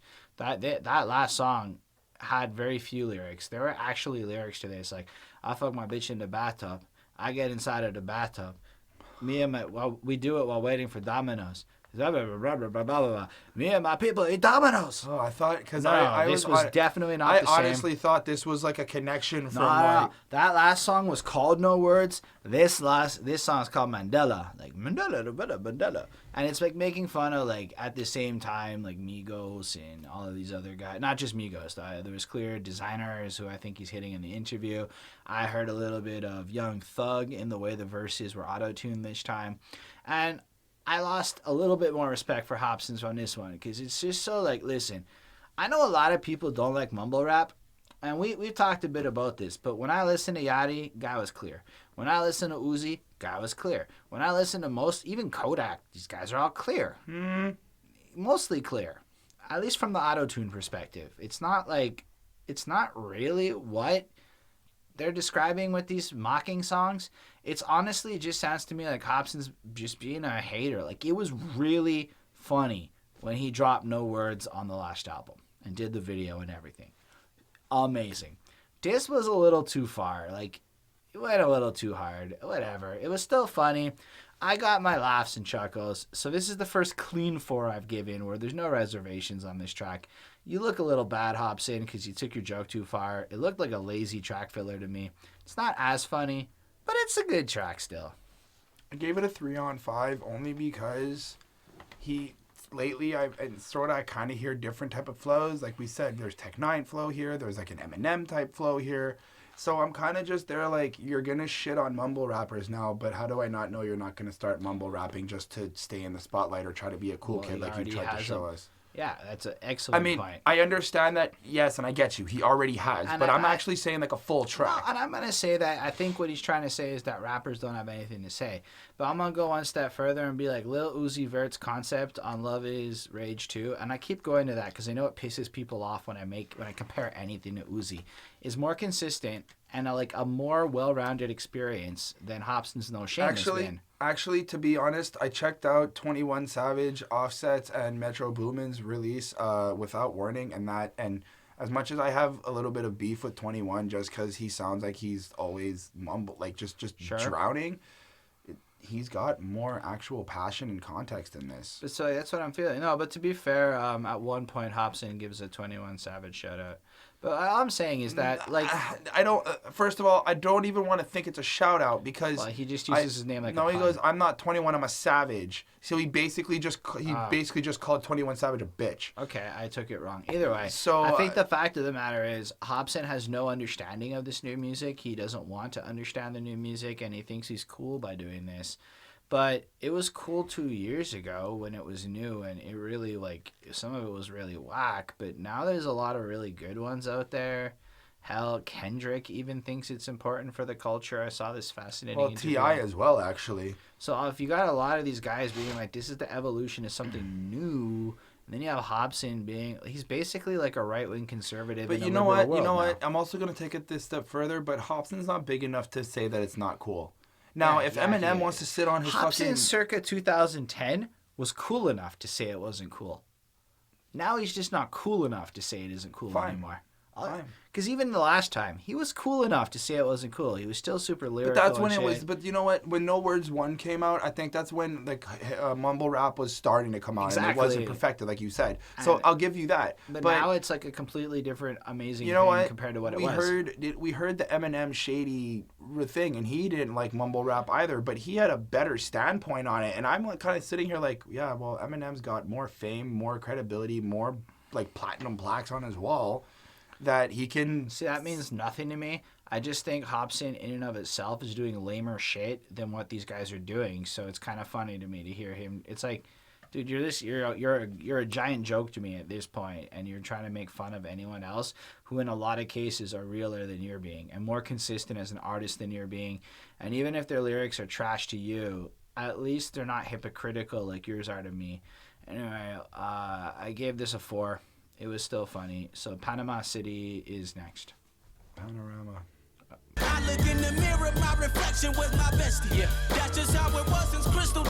So he samples California Love, which once you hear it, you'll never unhear it, which is now you know. You'll hear it the next time you put this song on. And then I could have swore it sounds like fucking J. Cole. The way he's rapping, it's like he just ripped one of J. Cole's flows off of either Forest Hills Drive or the other album. I don't know. It just felt like... No, Forest Hills Drive. When J. Cole comes in with that voice, and I was like, okay. And then, anyway, he kind of accuses me as blind for not seeing him as GOAT, and allow me to put it. And this, I want you to remember that I said this, because I'm going to reference this later on. Well, we've referenced this before. But I'm going to reference this in the last song on this album again. But, bitch, I'm the GOAT. You're blind as fuck if you can't tell. I'm like, whoa. Hold on. I wrote the whole line. I built this empire off rebellion. Dope line. N-words seem to have a problem with what I be selling. Well, yeah, I can see why. All I got is dope, not true, and I just make the world inhale it. Actually, didn't Ryan make a cool point on how this line was really clever on somebody else's album recently? Yes. We recently talked about how someone else made that exact pun recently. Was it? I don't remember who. Maybe it was Blue in Exile. Maybe it was somebody else. But we heard this exact. No, it had to be. No, it's right. It's the last album we did. It was on Big Crate. Oh, look at that! It had to have been Big Crate, or maybe something else. So yeah, we just heard Prophetry describing that lyric as being dope on somebody else's album. Okay, so Hopsin's not that original. And then, bitch, I am GOAT. You're blind. So you're not the greatest of all time because your jokes I've heard on other people's records. You're using J. Cole's flow on this track. Now, I respect and admire what the track is. I need you to defend that again. and I have to ask you this question, and I'm gonna play devil's advocate for like I think the 4th time this episode. But we had a discussion about the greatest of all time, and it's not an actual label. It's a conversation, a generic conversation. So hold on. In terms of what Hopsin does lyrically, skill-wise, talented, and how he conveys certain messages, I mean... He's not the greatest of all time in any metric at all. There is not one way Hopsin is the best. Pick a thing he does, there's somebody who does it better. Eminem's a better lyricist. Okay, Hopsin's not the best of all time. We're over. The conversation's done. He's already acknowledged he's an Eminem clone. He's that, so Eminem exists. You're not the greatest of all time. Get over yourself, okay? So how are you going to say anything different? And there's a reason I'm drawing attention to this line, and it's because of something that's going to come later, but, like, really, it's things like that really fucking I find super obnoxious in this. Like, look, the track is about his home and where he comes from and all of that. And Jerry Tree or T is pretty good. Joey T is pretty good. Sorry, I said that wrong. I thought this is where he just is now. Like, he's just now in Panorama City. Like, he's back in Panorama City. Like, he's just, like, I guess... Did he grow up there? Is that like I thought that's his hometown. It's like the 818 and whatever it is, and it kind of came. I thought from he there. was born like in some other country and then showed up here. No. It's he was born in the States, and Panorama City's in some district in LA, if I'm not mistaken. He's from there and whatnot. Look, the song's cool. It's like whatever. I find it pretty. The beat's nice. I like the interpolation of California Love, but it's at the end of the day, I'm still stuck with the same series of frustrating emotions of like, dude, you say these lines like that, and it really deep down kind of bothers me and makes me not want to take your message seriously, because I don't want to listen to a rapper who's just like, fuck what you think. Especially when you got banned from a country for throwing your pregnant girlfriend onto a bed. Oh, we're going to kill that. It's totally worth bringing that up again and again and again. Because, A, it would make me not want to be friends with Hopsin if I knew him in real life. It's cross lines I'm okay with as a person. Just don't do that shit. And his lack of remorse and stuff is just not cool for me. And I know I've said that a whole bunch, and maybe parts of this feel like it's redundant, but Hopsin has managed to bother me a lot. And he's not as dope as he's trying to make it sound like. Look, if this track didn't sound like J. Cole, probably be fucking great. But here's what it is, you know? Fair, and I completely agree. I don't have much to say about this song. I feel like this is right here part 2, in terms of like, well, instead of like I'm right here, like I'm just here, it's, well, this is where you can find me in Panorama City. And okay, he touches about where he grew up. He's validating that he's like been through struggles. He's validating certain things, and I'm just still like, this album is supposed to be very personal, and again, and no, it is personal. Hold on. Fine. But you started off this album with such a mega concept, and now we're at track 14. No, and he didn't start with a mega concept. He's kept the same concept. Everything is everyone else's fault. Really? Okay. I guess I don't even think that my whole the concept thing of this album is I have no shame, and he's just letting it all out. Fine. I didn't catch it like that. I just felt like he had no shame and he's just gonna let everything go, which is fine. Which I guess is the same thing. Fine. But I'm a little confused because, oh my god, you built up the concept of what your desire would be for this album, and like I said, that track was an explanation, and then all these other tracks have been explanations of things where it often is just like, I have no shame, I'm gonna be this guy now, fuck all y'all, it's all everyone else's fault. That, to me, is the consistency within this album. Anyway, let's move on to Mind of Hopsin 9. The water separating me and you. You're far away in Australia and I am in America. When I first heard this song, I kind of was on board, because it's really a cool song. It really makes me feel like Eminem singing to Haley the whole way through. Yep. In like the Slim Shady LP kind of. Well, it has like that Mockingbird feeling. Or like Bonnie and Clyde even, or when he's yes. Kind of felt anyway. And the video's creepy as fuck. It starts off with some Sesame Street, and then Hopsin's a character talking to this kid, and then everyone in the family is all feeling bad. I didn't think it was that creepy. I think that it felt creepy to me. Because Hopsin is using this shit to make money the way that he's doing. I'll give you that. But in terms of what he's saying, and I find that the music video actually kind of is very, symbolizes his pain for being so far. Because he states in the song, you might even see me on YouTube or whatever. Oh, hello, son. I really wish I knew you. I'm your father. You'll probably never be introduced to. You'll only see me on TV or maybe YouTube. But now I know your mama is probably dating a new dude. And then he goes on to craft shit like how she's lying. Well, okay. Before we get into that, I feel like he's bringing. Well, right. I'm just like I want to break down the first part. He does convey the nice message of like, yeah, my son's only going to see me on TV.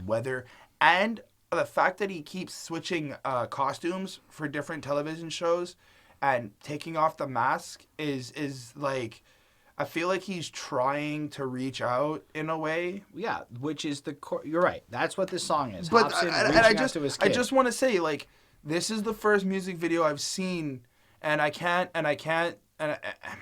because I also said it about the Yellow Wolf video, Daylight, but that's just him in his house. It's not really anything to, like, pick apart. But this is one of the first music videos I've seen this year that actually is accurate to what is being said in the... It's not. I feel like it is. I think there's a ton of videos that have accomplished as level of depth for this. I mean, this is just Hopsin talking through his TV to the kid. You know, right? But like in terms of trying to I mean, you put this heavy emphasis all the time on music videos supposed to being like this continuation of the story of the song or whatever. And yeah, that's part of it. But like, who the fuck cares? That's how I feel. Like, I think it was just whatever. Because here's the thing. It's the part where he's like, your mama said I beat her. And like, that's not really how it was. From what I understood, there were assault charges you pled guilty to because you did it. Well, apparently he had to plead guilty because if he wouldn't, he would leave the country. He wouldn't be able to leave Australia. And if he didn't leave Australia, he would fuck himself over with whatever music business he had in the States. But more to the point, right? He admits that he picked up a pregnant woman and threw her onto the bed. Yes, I am never going to dispute that, dude. So I'm saying that Hopsin is really misrepresenting what happened to his child in the way that he's spinning this shit. So it's fucking twisted. And then he's like, here's some shit you can say to your mama to make fun of her. Well, your grandmother. Like, dude, go fuck yourself. What are you saying to this kid? Like, how are you going to be like, me and your mom have beef and our lives are so bad and you should keep out of it, but like, poke the fucking bear, right? Get your kid to fight your fucking battle for you as a joke in your song that's supposed to be super personal and shit. I'm like, dude, you're not... It's really frustrating to hear him do this as a 30-year-old man, you know? I am very ashamed that you don't have my last name. Every night I go to bed and I'm feeling this wicked pain because... And he goes into the chorus. That I liked.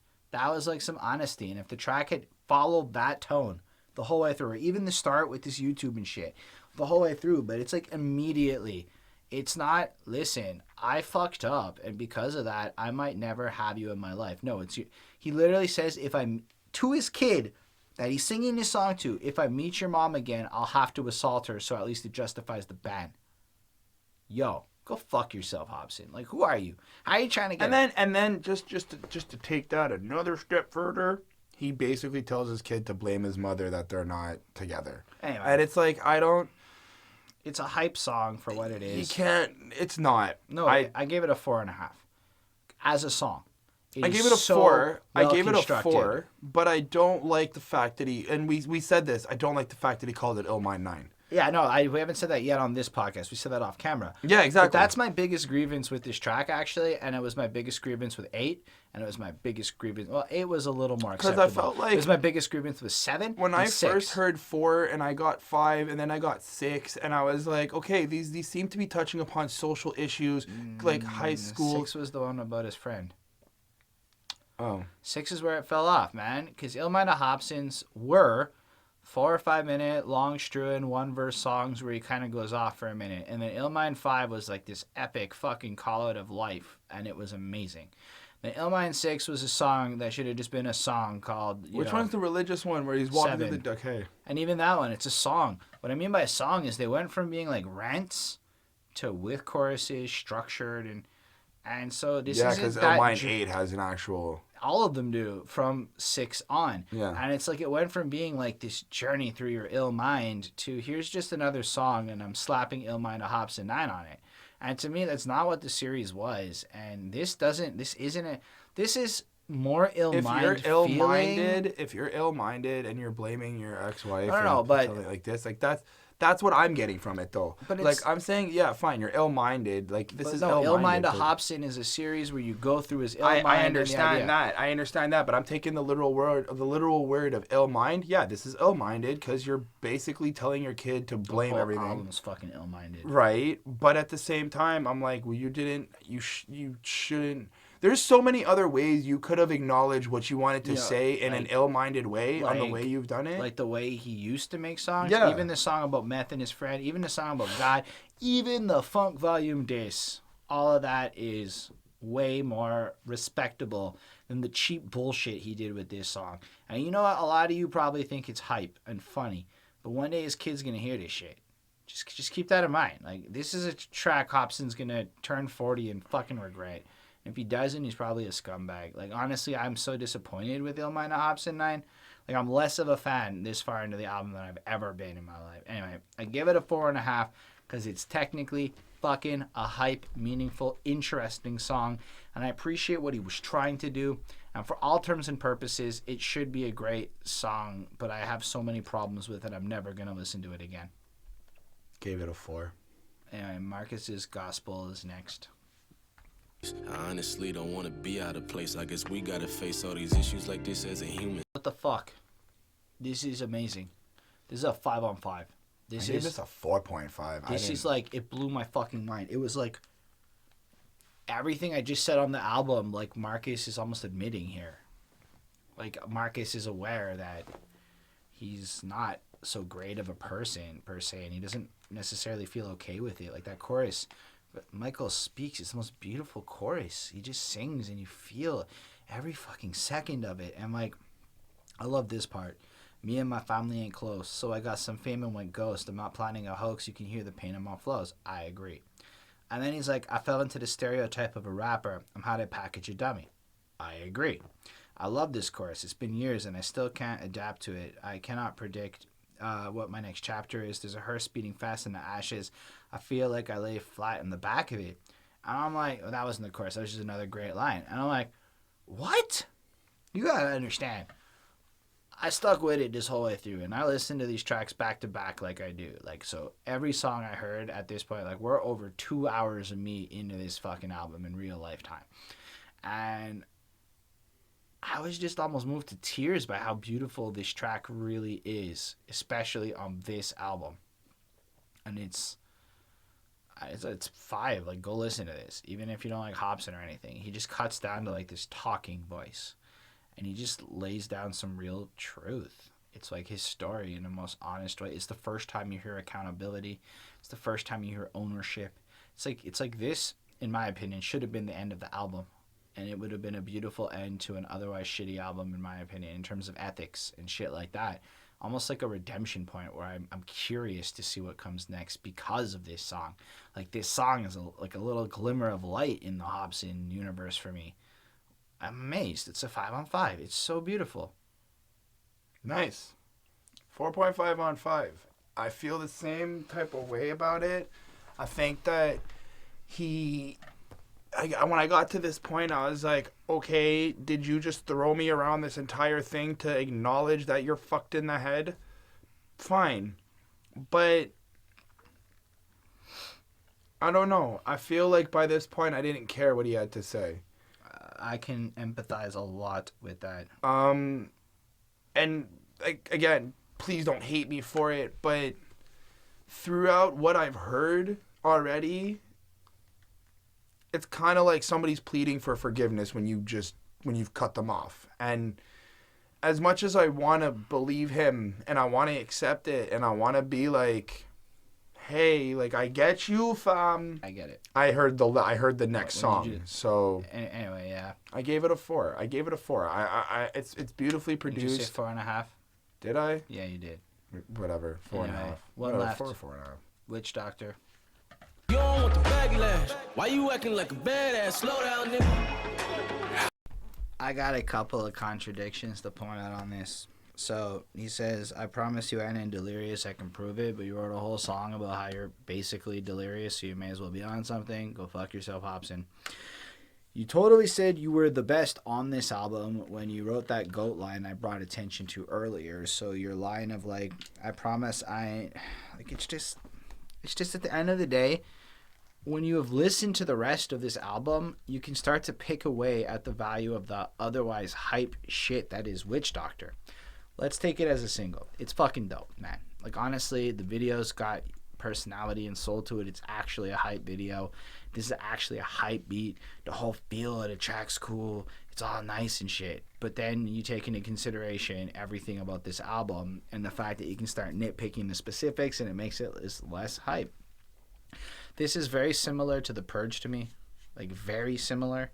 And a very misleading representation of what this album would be as a single. Like, The Purge and Witch Doctor are not the same rapper as, like, a lot of other songs on this album in how it should be. Look, I'm giving this a 4.5. It's particularly one of the best songs on this album. And it's sad. Usually the singles aren't supposed to be the best songs on your album. They're supposed to be shit to get you excited for the album. And then when you listen, you're like, yo, the singles were kind of the lame. Well, that's a good album. This is not that. This is one of the best tracks. It's fucking hype. It's a great beat. It's great. It's whatever. I feel holding on this one. It's a really great song. I also gave it a 4.5 on 5. I think that I like the beat. I like the bumpiness to it. I like the jumpiness to it. I like the dancing. I like the Sonoma. Is that what it is? Yeah, that Sonoma. means Witch Doctor, I think. Yeah, the African word for witch doctor. That was really cool. And then that line that's like in Afrikaans or whatever, where it's like, well, yeah, there it's Swahili saying like, I have to go language. see the witch doctor. I need to find the witch doctor. It's really cool. It's really cool. Very eye opening to a different culture, obviously. Like it's as eye opening as Waka Waka by Shakira. Fine. I now can say Samina Mina Like, that's as eye opening as it was. Fair enough. I do like the music video. I do like the colors. I do like the neon paint. I do like a lot about it. But with regards to what you did just say on the album, it pisses me right off that this is very hypocritical to end the album with after you were just super Man, it honest. should have ended on Marcus Gospel, Like, and this should have come earlier on the album. You know what? I think that this. Honestly, I think this should have been before. Like, just have this, then Marcus Gospel. Yeah, perfect. Because at least at least I'll get this sense of like put fine. it right next to The Purge. Anyway, yeah, like Or after happy ending. Like, I don't know. Do you have more to go on this? Dude, come on. He purged. He gets the ending. Yeah, now he's sure. going to see a witch doctor. So check it. I gave this album a 3.89. It's a technically proficient experience. If you like hype rhymes and don't give a fuck what the rapper has to say, you don't give a fuck who the rapper is and what they represent, Lil Pump is more real than Hopsin is all I'm trying to say. Look, man, Lil Pump got jumped in Hopsin's the Purge video, so I think it's fair game to bring him up on this review. It's who Hopsin took shots at. Look, I was so disappointed. I'm not done with Hopsin. Obviously, I'm going to check his next shit because I'm curious at this point. But, man, I can't defend Hopsin. I respect him less after listening to this album. Like, I even told my boy, yo, you should check it out. Now I'm going to be like, you should check out my review and then go check it out. Because, like, there's a lot to say that's negative about Hopsin as a person, as an artist, about what he represents. And why I bring this up is because he is so influential. He did create a movement with his fingertips, as he says on the album. And then he pissed it away because he got petty with it. Because it was about the money. And the fact of the matter is, Hopsin doesn't care about you as a fan, in my opinion. He cares about himself. And that bothers me a lot as a fan. Like, Hopsin's not about the love. He's about, there's something about him, what he represents, that at a fundamental level I find kind of gross. Anyway. Gave this album a 3.6. I don't think it's a classic. I don't think it's even that heavy to listen to. I think that this isn't going to make Album of the Year or even get nominated for anything. But I do think we're going to get a lot of dislikes. I don't care for the dislikes. Y'all can dislike it. Y'all can dislike our review. But to tell you the truth, if this is the type of shit you want to go into the new year with, then I'm kind of scared for what y'all want Well, to it's hear. like this. If you guys actually think Hopsin is... I saw on The Genius, somebody called him the realest rapper, to which I responded to the annotation. I'm like, he's not. Like, it's kind of a stretch to call him that. And that's the problem is Hopsin's got loyalist fans. One of the best comments I saw is some OG type guy on the internet. Like, I finally went and checked out Hopsin, and we were talking about Raw, and he's like, you can't have a song like Kill You, which I think is what he called the song where he's killing the girl, or Kill Her or whatever, and you can't have that in Nocturnal Rainbows on the same album. They're not the same thing. They're contradicting messages. And as a role model, the contradicting nature of the message Hopsin puts forward, if you listen to Hopsin, you're going to end up getting arrested for abuse one day. You're going to get banned from a country. Like, look at this guy. He is a growing 32-year-old man, unable to accept that his life is a result of his actions. And where he should be proud, he makes it sound like, oh, I'm a famous rapper. What was? Like, dude, I'd kill to be in your position. Like, I don't understand how you're so unappreciative of it. You can go take my fucking desk job for a minute and we could trade and you can see how happy you really, like, you know, like, I'm like, I can't do this. Look, guys, at this point, it's been a long review. So, yeah, thank you. Thank you all for watching. If you're like, look, I know that y'all don't seem to like it when we do get negative on these reviews. And in case you're wondering, no, we're not going to make diss songs at Hopsin. Somebody actually said, why didn't you make a diss song at Ritz? But at the end of the day, it's not about shitting on Hopsin because we went out of our way to shit on Hopsin. We chose Hopsin because on the album release schedule, Hopsin dropped an album. And let's be honest, it's more likely to get clicked on than other people. Then we did this review, and throughout the way, I just was spitting it as I felt it. And Chris does what he does. And so if you think that there's anything personal here, it's so personal, this review for me. I am personally mad at Hopsin for being a guy who has let me down as an artist that I looked up to once upon a time. If that's wrong, I don't care. But this is coming from a place of research. I just want to establish that. If y'all want to hear this type of shit in 2018, I'm very scared. Yeah, let us know what you care about in the comments. I know I've been kind of pissy on this. It's just, I got riled up. Listen, guys. Remember, if you like the video and you comment, you still get an entry into the contest. If you subscribe, you have to subscribe to the channel too for that. We really appreciate you. We really like you. We're coming back again next week. And apparently Revival's December 8th is the last word I heard. Jesus. Peace.